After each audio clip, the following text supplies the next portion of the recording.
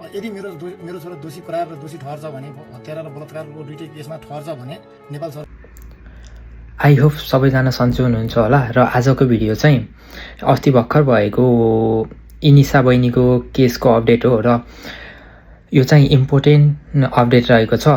जुन केटा पछिका बुबा हुनुहुन्छ उहाँले मेरो छोराले गल्ती गरेको हो भने फाँसी हुनुपर्छ र यदि निर्दोष छ भने उसलाई चाहिँ के गर्नुपर्छ त, अथवा मेरो छोरालाई फाँसी हुनुपर्छ या हुनु हुँदैन भनेर केही कुरा आफ्नो इच्छाहरू राख्नु भएको छ।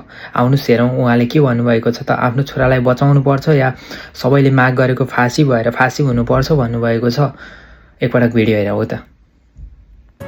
यदि मेरो छोरा दोषी करार र दोषी ठहर्छ भने हत्या र बलात्कारको दुईटै केसमा ठहर्छ भने नेपाल सरकारको अनुसन्धान, नेपाल प्रहरी अनुसन्धानले, नेपालको सिआइबी ब्युरोले, कुनै पनि संस्थाले चाहिँ यो ठहर्छ भने मेरो छोरालाई मैले आगामी बन्ने नयाँ सरकारको बालन सरकारको जुन नयाँ सरकार बन्दैछ त्यो सरकारलाई अनुरोध गर्दछु कि मेरो छोराबाट फाँसीको स्टार्ट गरियोस्। म मेरो छोरालाई सर्वप्रथम नेपाल सरकारको नयाँ नियमको फाँसी बनेको नयाँ नियमको फाँसी बनाएर सुरुवात मेरो छोराबाट गर्न चाहन्छु।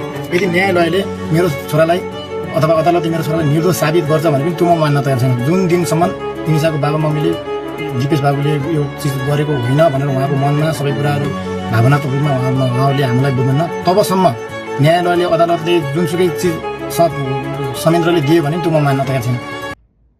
र उहाँको कुरा सुनेपछि हजुरहरूलाई के लागेको छ? के फाँसी नै हुनुपर्छ त? आफ्नो इच्छा कमेन्ट बक्समा कमेन्ट गर्न नबिर्सिनु होला। र च्यानलमा नयाँ हुनुहुन्छ भने सब्सक्राइब पनि गरिदिनु होला है त।